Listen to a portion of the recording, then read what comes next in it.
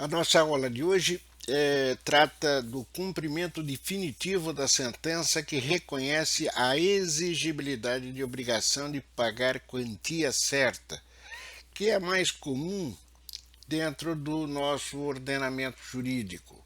É aquele cumprimento de sentença, melhor dizendo, que mais terão contato. É justamente que trata da quantia certa. Título 2, capítulo 3, Sistema Legal previsto nos artigos 523 a 527 do nosso ordenamento processual civil. O objeto do cumprimento definitivo da sentença é justamente o título, né? É a própria sentença transitada em julgado. Sentença, o acórdão ou a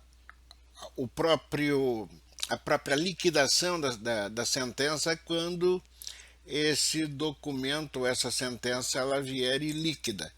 E, obviamente, ela teria que se transformar em líquida para preencher aqueles três requisitos necessários para que a fase executória possa ser ou ter início.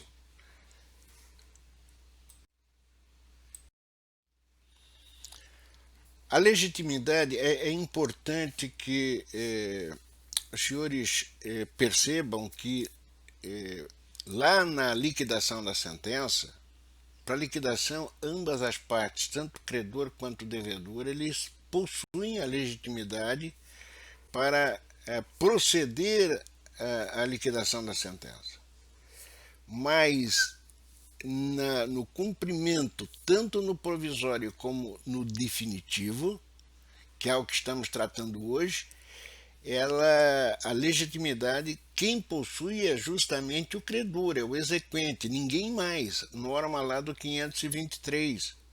Veja, tem algumas pessoas que geralmente me questionam sobre a possibilidade do credor possuir a legitimidade para esse quadro e para essa situação. Não, é impossível.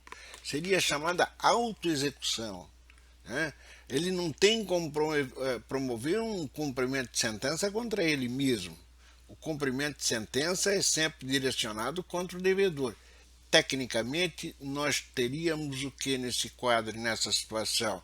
Se ele, devedor, tem intenção de pagar, ele pode comparecer espontaneamente. Ao final da nossa aula vamos falar isso. Ele comparece espontaneamente e faz o pagamento. Mas legitimidade para o cumprimento de sentença somente o exequente tem. A sentença que contém parte líquida e a parte ilíquida também é um objeto de um estudo à parte, né? Vejam, já vimos lá no cumprimento de sentença e vamos nos repetir aqui.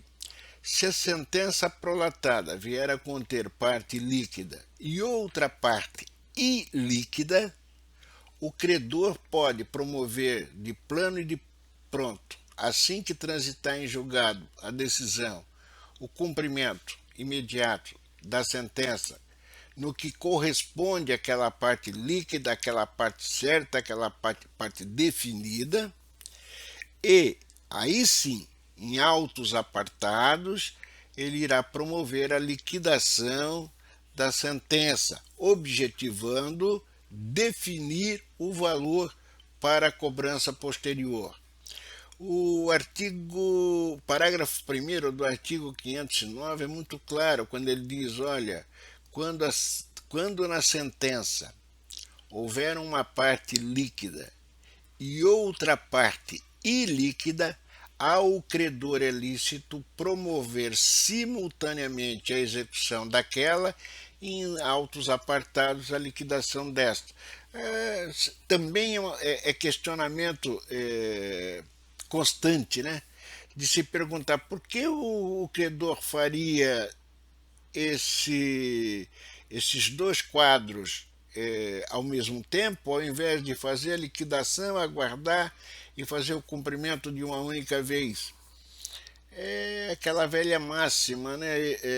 Já se antecipa aquilo que é incontroverso, que está definido, cobra-se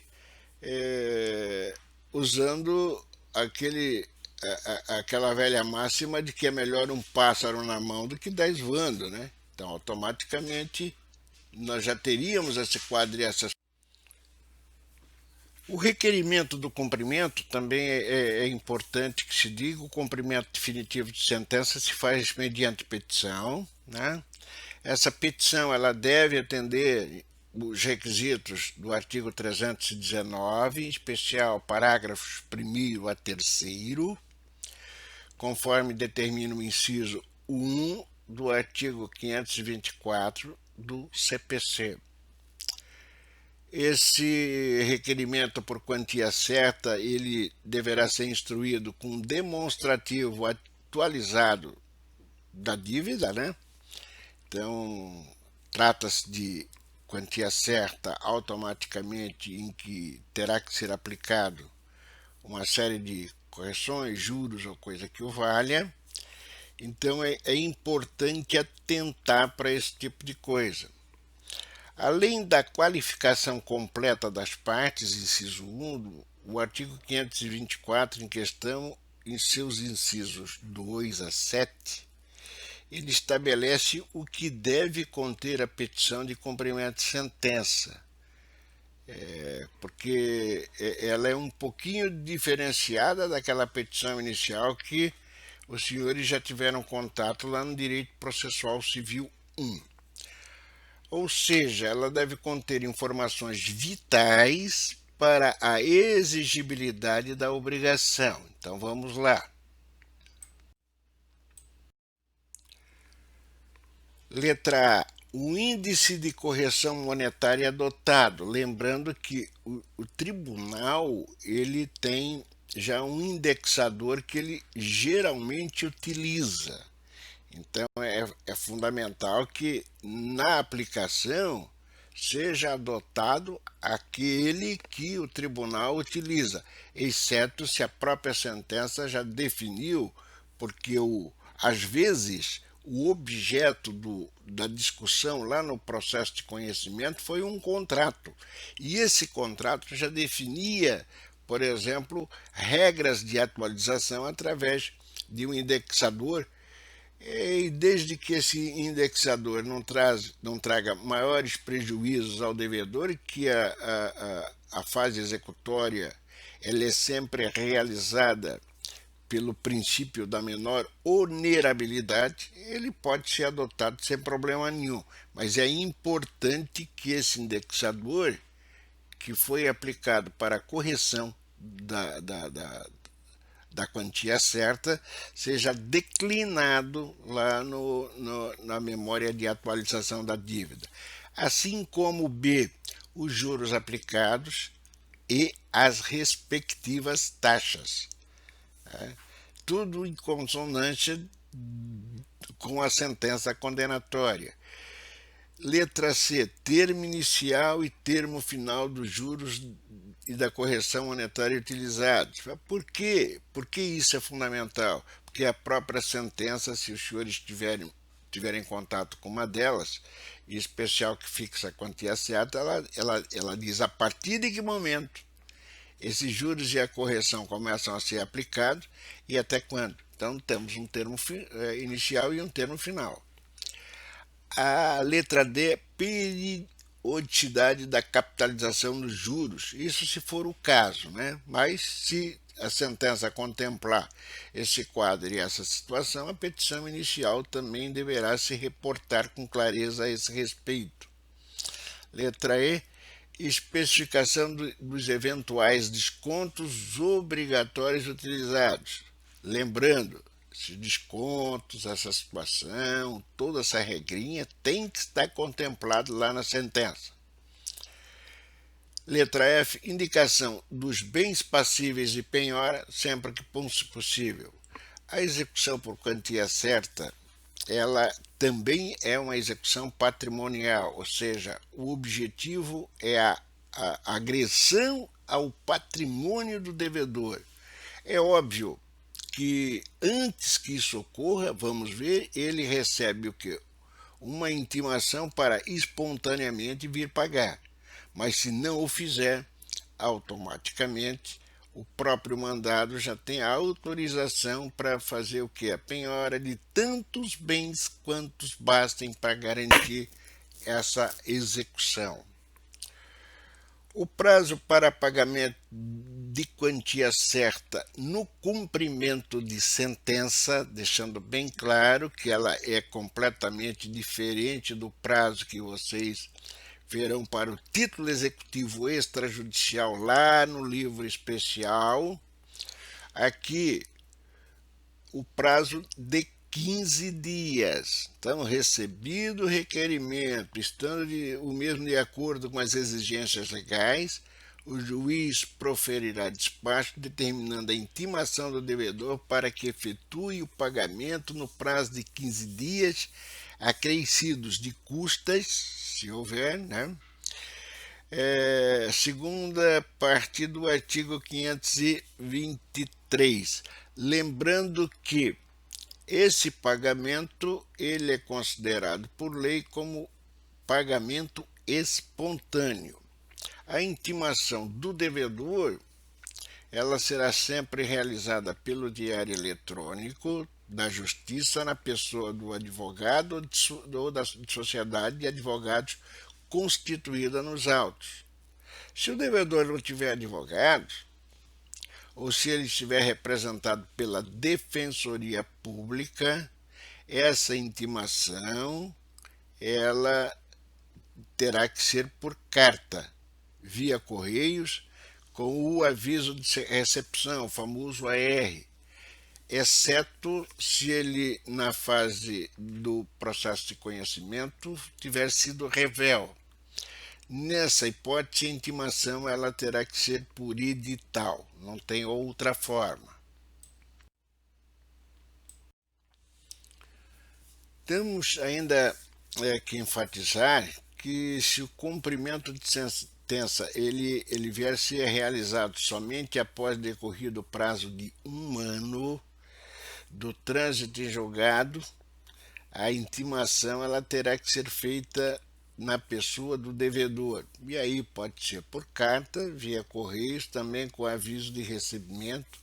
Isso é norma determinada pelo parágrafo 4º do artigo 513. Então, e lembrando que deixar esse cumprimento parado por 1 ano, né?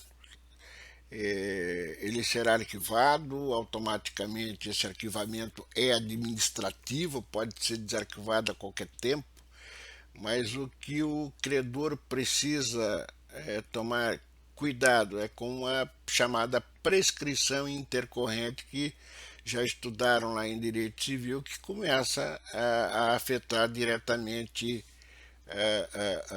o título após esse período.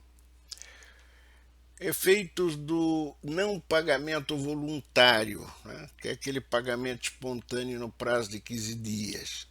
Se intimado, o devedor não realizar o pagamento no prazo em questão, que é o prazo, como já falei, voluntário ou espontâneo, ele vai sofrer algumas penalidades que são impostas pelo nosso ordenamento processual. Primeira delas, uma multa de 10% sobre o valor devido.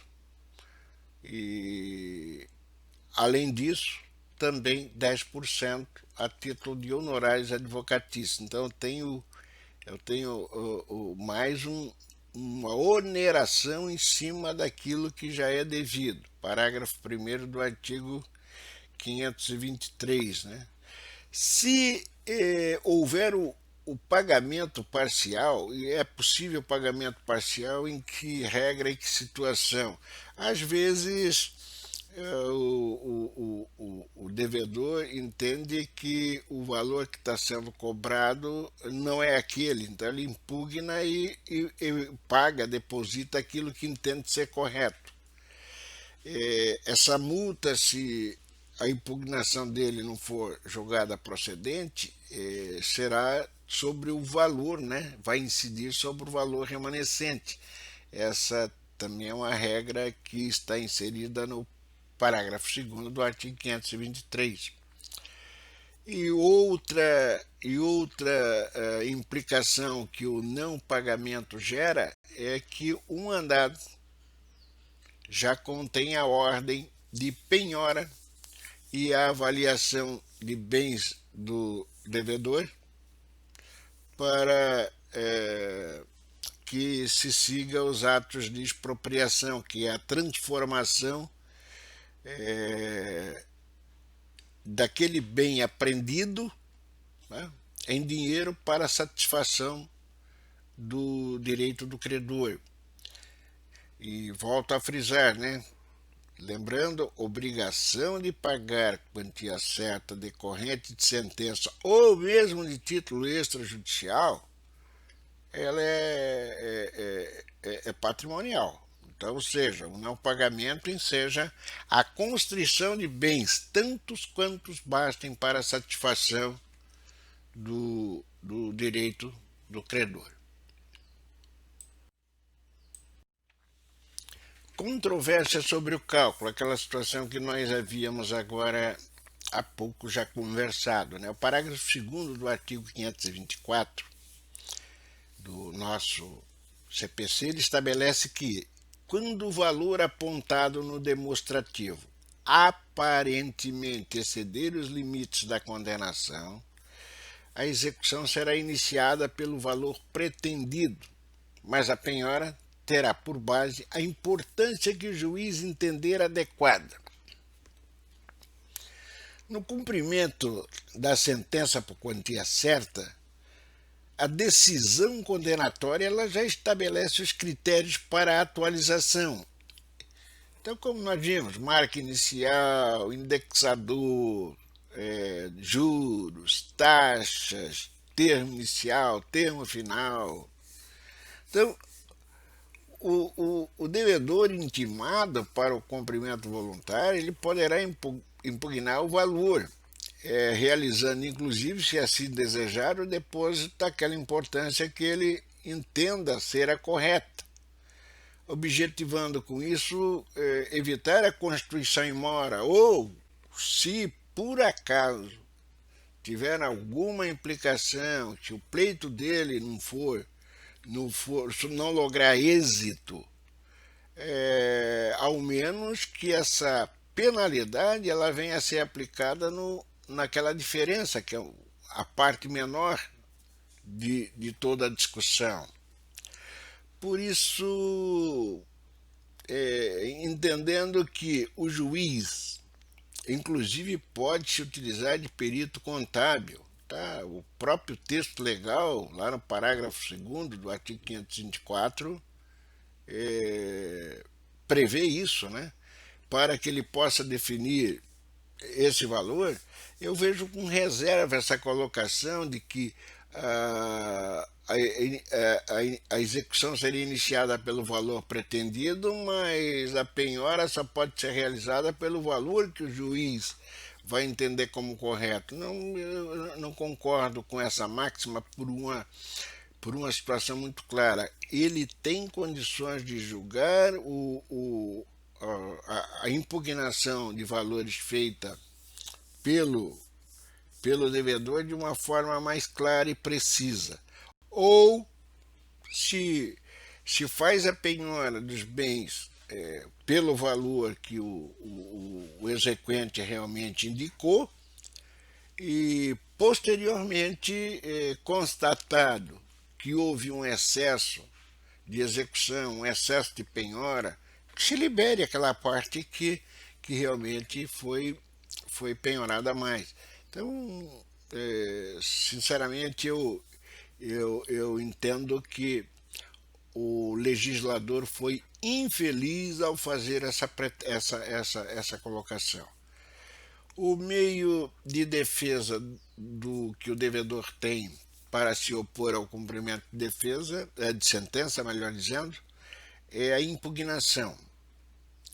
Veja, no título executivo extrajudicial, o meio de defesa é embargos à execução. Aqui é impugnação. A impugnação ela é realizada nos próprios autos, é completamente diferente dos embargos à execução.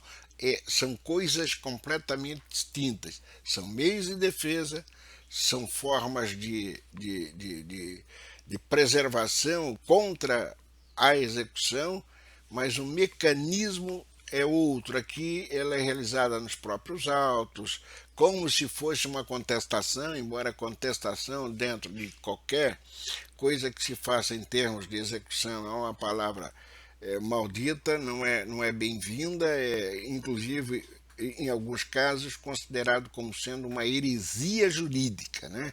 Mas o meio de defesa aqui, no cumprimento de sentença, que fique claro, é impugnação no prazo de 15 dias. E vejam, o decurso, esse prazo ele começa a fluir após o decurso do prazo estabelecido para o pagamento voluntário, que nós já tivemos a oportunidade de ver. Então veja, o devedor ele é intimado para pagar em 15 dias.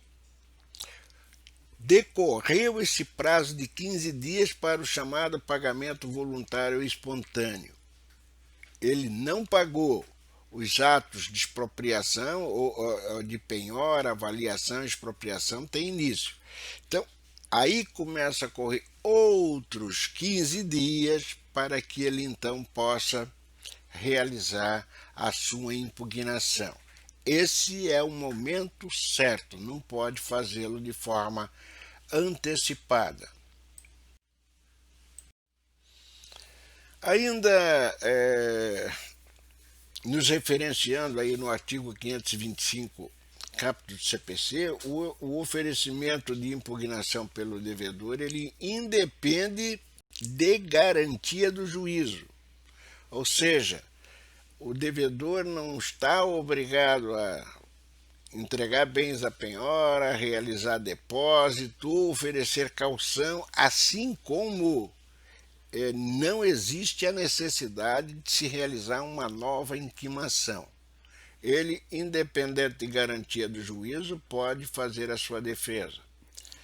A impugnação, como já falei, deve ser apresentada nos próprios autos e, importante, não terá efeito suspensivo, o que significa ali o cumprimento de sentença com penhora, alienação de bens ou coisa que o valha, ela segue normalmente, exceto, é claro, se garantido o juízo por penhora, depósito ou caução, venha o juiz constatar que os fundamentos apresentados pelo executado tenha realmente condições de lograr êxito e que a continuidade do cumprimento de sentença possa vir a causar grave dano e difícil em certa reparação ao devedor, aí sim ele pode conceder o efeito suspensivo. Aí parágrafo 6º do artigo 525. Ressalto-se ainda que se porventura vier a ser atribuído o efeito suspensivo ao cumprimento de sentença, é que se observar aqui. Então vejam, e aí leitura pura e simples de alguns parágrafos. A concessão não impedirá a efetivação dos atos de substituição, de reforço ou redução da penhora, assim como da avaliação dos bens. O que significa isso? Veja, embora o efeito... O que é o efeito suspensivo? É para evitar a expropriação, mas substituição, reforço porque a penhora não atingiu o valor que está sendo executado, Assim como aquela fase pré-expropriatória que é o da avaliação, isso pode ser feito normalmente. Outra coisa, quando o efeito suspensivo disser respeito apenas à parte do objeto do cumprimento, os atos de expropriação prosseguirão contra a parte que não está protegida pelo efeito específico em questão. Então, veja, expropriação é transformar o bem penhorado em dinheiro.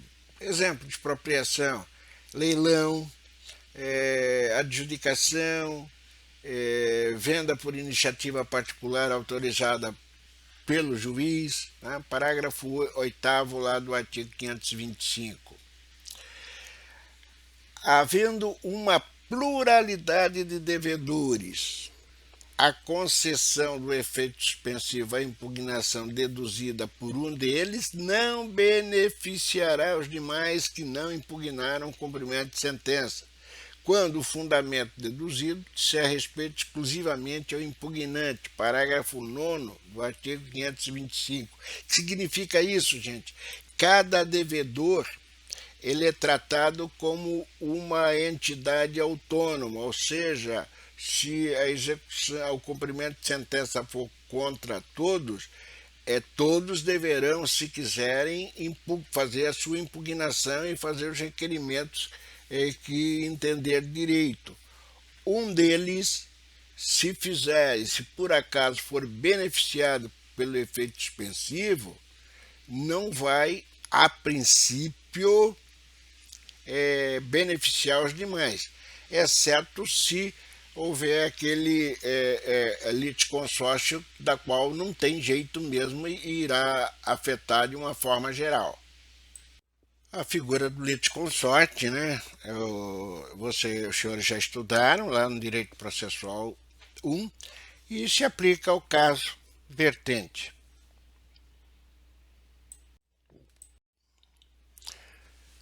Quatro, mesmo tendo sido atribuído o efeito suspensivo à impugnação, é lícito ao exequente requerer o prosseguimento do cumprimento de sentença, desde que ofereça nos próprios autos caução suficiente, idônea, a ser arbitrada pelo juiz. Parágrafo 10º do artigo 525. Então, vejam, os atos de expropriação, eles podem ser realizados desde que o exequente entregue ao juiz caução idônea, né? A caução ela pode ser real, entrega de bens, ou fidejussória, que é pessoal, a fiança. É recomendável? Não.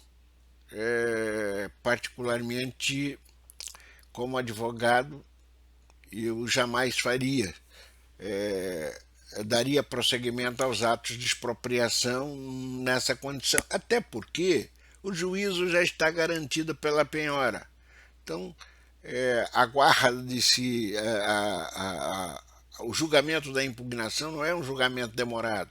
Então, o melhor é aguardar e o juízo vai continuar garantido da mesma forma, que é a maneira mais eficaz, mais coerente de se realizar essa situação, até para que venha evitar um eventual risco de prejuízo futuro ao próprio credor, né?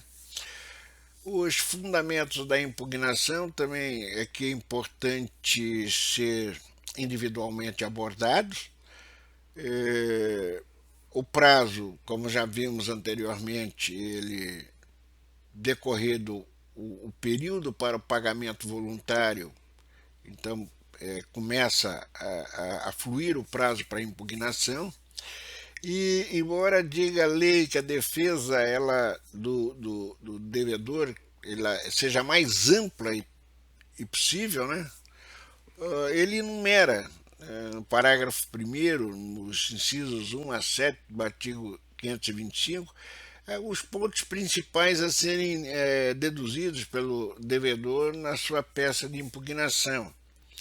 Então vamos fazer a leitura e a análise de cada um deles, porque até para que se entenda um pouco melhor, porque Às vezes, de uma leitura pura e simples ao questionamento. Puxa, mas se eu já estou na fase de cumprimento da sentença, então já passou toda aquela fase de conhecimento, não seria a princípio lógico ter isso aqui.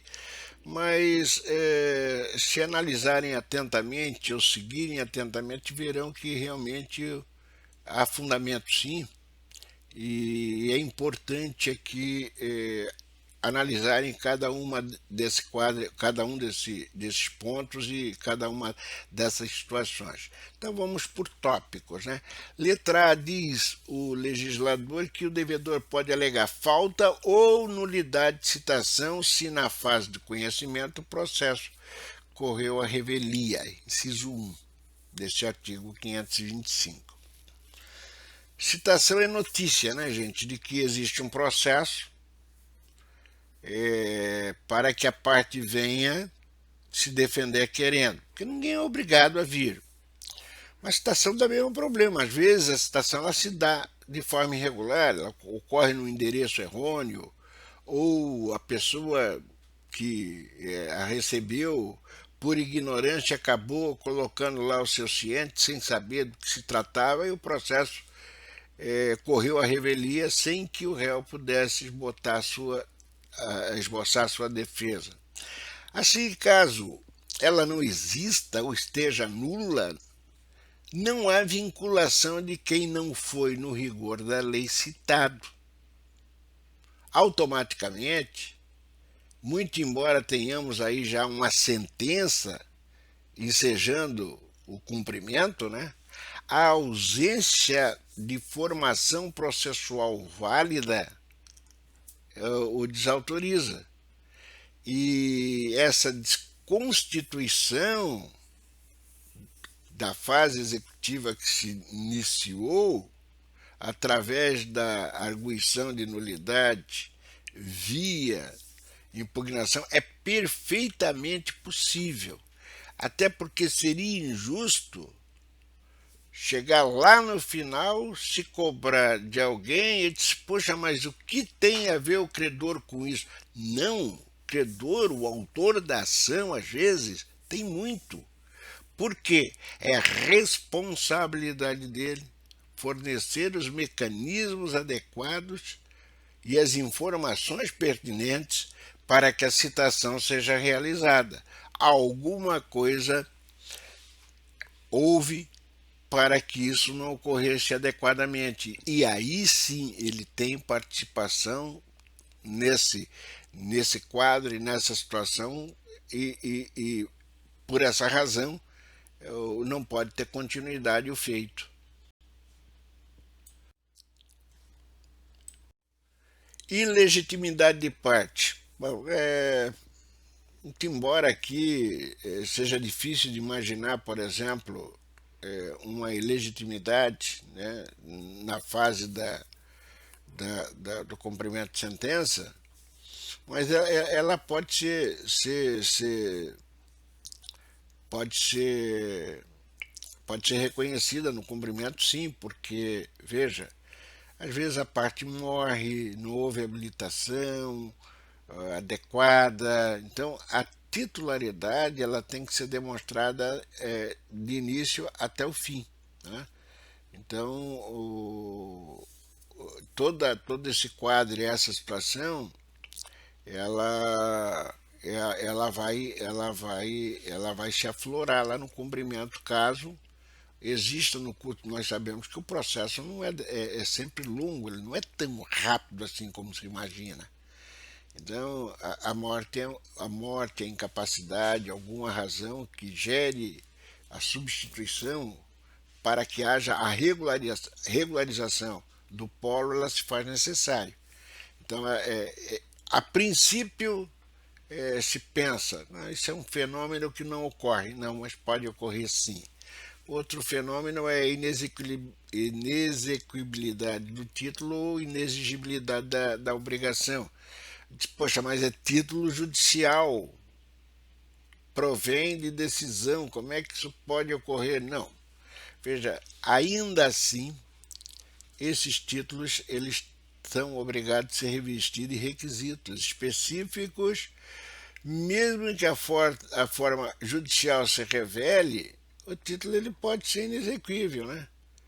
Basta que alguma daquelas irregularidades na sua formação, que expressa lá no artigo, nos incisos 1 a 9 do artigo 515, não apareça. Aqui podemos citar, por exemplo, e eu falo no slides ali, daquelas sentenças constitutivas onde se tem a referência a crédito e débito. Mas não mencionou, não caracterizou como e de que forma houve a imposição do pagamento. Essas omissões eu sei que são supríveis através de ação declaratória, né? Ou de certo movimento para esse fim, mas se não foi interposto o incidente, não há como se dizer que o título preenche aquela formação para o cumprimento de sentença. No que se refere à inexigibilidade, as sentenças ilíquidas, por exemplo, elas precisam passar pela fase de liquidação. Se o cumprimento seguiu sem que isso ocorresse, não há como se exigir que o título possa ser cobrado. A mesma coisa se dá com aquelas obrigações condicionais, né? Onde eu tenho, olha, desde que eu posso fazer o cumprimento de sentença, desde que eu demonstre que a minha parte já foi cumprida. Então, eu vou exigir que a parte contrária cumpra com a dela. Um exemplo. Penhora incorreta ou avaliação errônea. Sobre a penhora nós vamos estudar lá no livro especial com mais detalhe, mas o que eu posso penhorar? Bens do devedor que estejam livres e desembargados de ônus, ou seja, bens que possam ser objeto de constrição judicial. E a avaliação, que é aquela fase pré-expropriatória, também é fundamental, porque eu preciso saber quanto vale o bem, até para não ensejar prejuízos à execução. Às vezes, essa avaliação ela tem que ser feita por expert, mas se não foi, também é uma forma de se impugnar. É óbvio que isso não vai eliminar a impugnação, vai apenas corrigir parte que está viciada. Excesso de execução ou acumulação de execução também pode ser alegado. O excesso de execução ocorre quando o credor pleitear quantia superior à devida. Só que, ao realizar essa impugnação, ele, devedor, vai ter que já apresentar aquilo que ele entende como sendo correto, né? Senão a impugnação dele será rejeitada liminarmente, conforme expõe lá o parágrafo 4º do artigo 525. A acumulação de execução é que talvez tenha nos polos passivos a necessidade que se tenha, melhor dizendo, nos polos passivos, identidade entre credor e devedor, e ainda assim os títulos têm que ter a mesma natureza, né? Se é título judicial, eu não posso misturar com título extrajudicial e vice-versa. A execução ela tem que estar sempre fundamentada. E ainda assim, o juízo tem que ser competente para execução de todos os títulos ali indicados. A incompetência absoluta ou relativa da execução também pode ser levantada, né? Cabe aqui salientar que se a competência dentro dos seus limites foi decidida na fase do conhecimento, ela não poderá ser reexaminada na fase de cumprimento. Então, é uma discussão que deveria ou deve ser resolvida na cognição. E, por derradeiro, diz, qualquer causa modificativa ou extintiva da obrigação, como pagamento, novação, compensação, transação, prescrição, E aqui ainda deixa claro, né, desde que supervenientes à sentença, inciso 7º, e todas essas figurinhas foram objeto lá da discussão por ocasião do direito material no campo das obrigações com o professor da área, acredito que em direito, no curso realizado no direito e no segundo, no 2, 1, 2, 3, no quarto semestre. Acredito que seja obrigações no quarto semestre. Como eu disse, não pode ele, devedor, se auto-executar, mas ele pode pagar, né? Então, o réu poderá, antes de ser intimado para o cumprimento da sentença, comparecer a juízo e efetuar o pagamento pelo valor que entende correto, apresentando, para tanto, memória de cálculo. Nessas condições, o credor será ouvido para se manifestar no prazo de 5 dias, podendo impugnar o valor sem prejuízo do levantamento da parte em controvérsia. Se o juiz concluir pela insuficiência do depósito, sobre a diferença incidirá multa, honorários advocatícios em 10%. Artigo 529, parágrafos do 1º a 3º do CPC. Como eu faço nessas circunstâncias? Pego o processo, leva a contadoria, manda a contadoria apurar nos termos da sentença o valor correto a ser pago, emite uma guia de recolhimento judicial chamado GRJ, e aí, senhores, não se corre o risco de estar pagando menos, de se estar pagando errado, de ter que fazer cálculo. Deixa realmente a quem de direito, porque o que, embora não seja o papel da contadoria fazer esse tipo de coisa, mas você está lá para quitar, para resolver o processo. Então, o contador judicial já faz esse levantamento e te entrega na forma da sentença a GRJ pelo valor adequado.